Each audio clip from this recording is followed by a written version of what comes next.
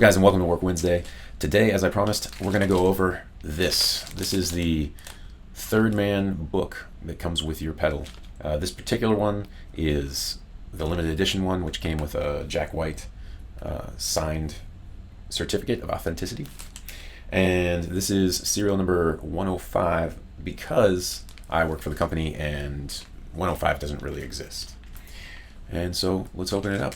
So as you open up your book, you're gonna, if you have the limited, you'll have this on top, and then you'll have your manual underneath, and then you'll have your book about the project underneath that. If you have the standard, you won't have this, but you'll still have these two because we didn't want you to miss out on the cool stuff that happened with us and Jack. So the manual will be behind the book when you open up the standard. We'll jump right into it.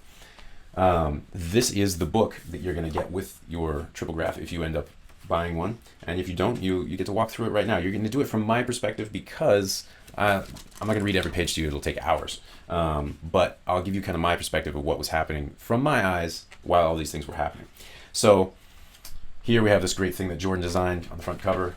This page will give you a rundown, start to finish, real quick, like snapshot of, you've probably already read it online, how we met Jack and how the whole thing came together. So on this page, we start the story. Back in 2015, I met up with Alex in his garage. Jordan was there working on the computer, I believe, and he had this thing over in the corner, and I'm like, what you doing with that, man? He was building a pedal for me, so I was like really interested in what he had going on in the shop. And he's like, oh, I don't know what I'm going to do with that yet. I think it's going to be a kill switch of some kind because of the natural connection that a Morse code key makes where metal hits metal. You could send the signal to ground quite easy. And I was like, oh, that sounds like a really cool idea. Fast forward a ways, and we have 2016 in the summer. I was begging to go to NAMM. I was like, I'll pay for it. Let's go. And so we went to NAMM, and unbeknownst to me, Jordan and Alex had designed this for Third Man Records and for Jack. And they wanted to go drop it off, and I had never seen Third Man, so I was like, yeah, let's go check it out.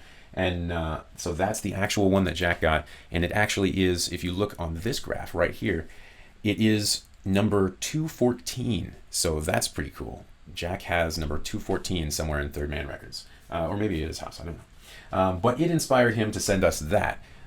So a couple days later, on the NAMM floor, two people just walked right into the NAMM floor without badges. I don't know how they did it, but they know Jack, so they got it done.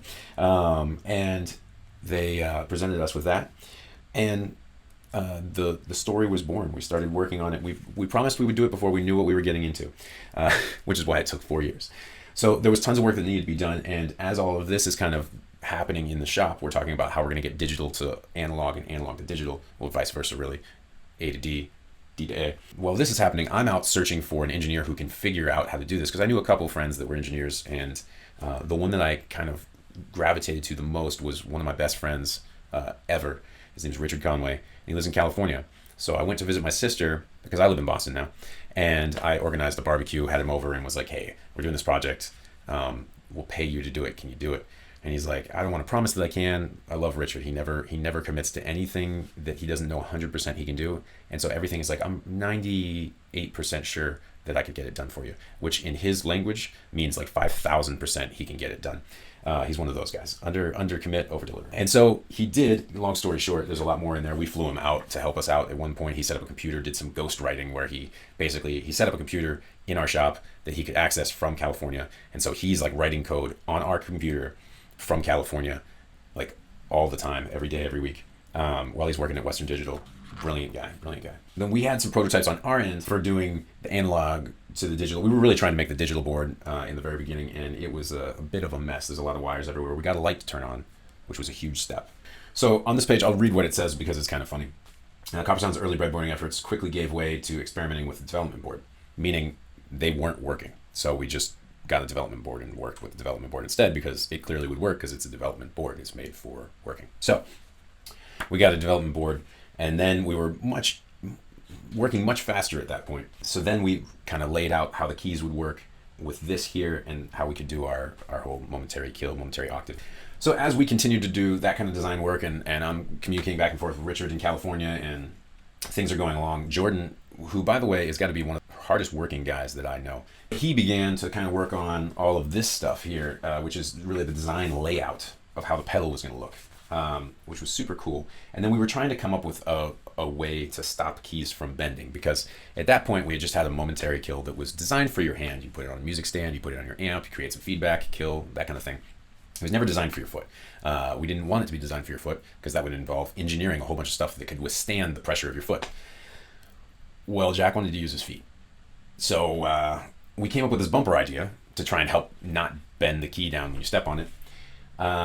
And it didn't work too well, but we'll get to that. We also didn't have a board ready yet, but Jack wanted to record with the raconteurs for Help Us Stranger, and so we had to get something to him. So we took the development board we were testing everything with, and we stuck it in the pedal. It's right there. And then we wired everything to work, basically, with Vero board. So it was very shoddy and somehow didn't break at all. Go Alex. He was in charge of getting all that to be neat and tidy. And so we got it back after the recording was done, and I don't know how well you can see that, but let's see. Come on, focus. Yeah, there we go. Let's get the light out of there.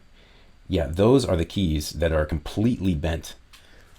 So even with the bumpers to stop bending, that was pointless. They still bent. So we completely had to redesign it. We did have locking octaves on there at that point, but Jack wanted a redesign of the keys. And at the time we were redesigning it, he's like, can you throw another option in there, which is this one, where you can not only use the middle key as a kill, but also flip a switch and use that middle key as a send to send to a different pedal and get a different effect in there momentarily. And which is one of my favorite features of this pedal. And so go Jack, that was brilliant. I mean, the whole thing is brilliant, and it all comes from his mind. You know, we were able to do it, but really the brilliance behind it comes from his vision, which is really, really cool. So at that point, Jack announced a tour with the raconteurs, and we needed to get him 2 pedals that were working and stronger now for tour. So we sourced 2 more development boards because we didn't have the board finished yet. That part was still a headache for us. And we got to work fast. Jordan really got to work fast designing a key that was going to withstand the pressure of him stepping on it every night on tour, because we knew that if the recording studio one looked like that, the tour one wasn't going to last. So Jordan started designing different keys, thicker steel than the original, which we ordered from a company called MFJ. And then he designed a metal base to go underneath them, because at that point we knew it was just going to be better to redesign the entire key ourselves. So it's different than the original, a lot different. It's very thick, it's sturdier, it's got metal base, and it also has these ferrules holding it in place on top of a momentary switch. Instead of making that metal connection up top where it used to, which is where it bent, we now have it pushing down a momentary switch and making that metal connection inside a switch, which kept things a little bit more sturdy and a better experience for the customer. Designing the ferrules was also a rigorous thing that kept going back and forth and back and forth. We also had to design our own buttons, and then we had to design our own cradles, which are in here somewhere.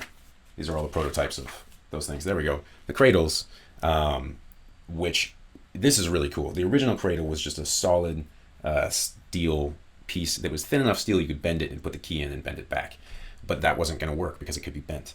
So we made it thicker, and then we cut out the middle. And so the idea here is that you put them on, you put the piece in, and then they fit together so they can't move around. You tighten them down, and then they become one solid piece.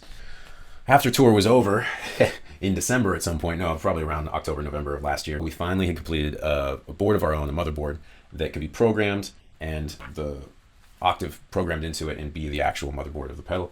And there's the process of programming it. Jordan has to do this with every single one. So after they're installed, let me try and get the light out of there. I don't know how well you can see that, but after they're installed, then Jordan plugs them into the computer that Richard's controlling, and then Jordan takes control of the computer and programs each one. Super cool stuff. You know, a lot of the stuff in here, I don't know if I mentioned it, but Oliver also designed the momentary options versus the latching. He designed all of that coding. There's a lot of stuff we couldn't have done without him. Super cool project. So fast forward to January, we're about to fly out to meet Jack again and the people from Third Man, the folks at Third Man, and we hadn't finalized the box yet. So Jordan came up with this cool idea where we had these like Velcros that were different designs. You could like swap them on boxes and see how they looked, to see how you wanted the outside of the box to look. It was pretty brilliant. And then we started, after that meeting, we started ordering parts, and so parts started coming in, boxes started coming in, lots of different stuff started coming in. And then finally it was finished, and we delivered it. And now you have it. The book. All right, so you made it this far, and congratulations. If you did, thank you for sticking around. And some of you might have stuck around because you're amazing hardcore Jack White fans, and some of you might have stuck around because you know that today is the end of the month, and I'm doing a giveaway at the end of every single month. So, guess what? It's going to happen tomorrow. It's already a really long video, but yes, it's true. Tomorrow, it was upside down, I'm giving away the Furry Burrito by Yellow Cake Pedals. A super cool, super awesome green pedal that is also upside down in the box that was originally upside down. Oh dear, I'm a mess today. So thanks for sticking around. Tomorrow I'll be doing that, making that announcement, sending it to a certain person.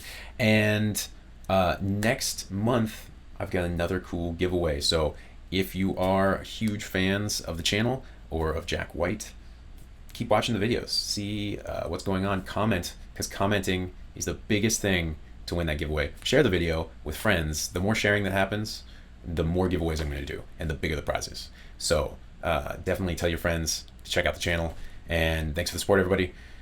Hit me a like if you don't mind. It helps the YouTube algorithm so other people can find the channel and figure out cool stuff about the book, and subscribe if you haven't already. Thanks again. See you tomorrow for Theory Thursday, where I will do a Jack White song, I think.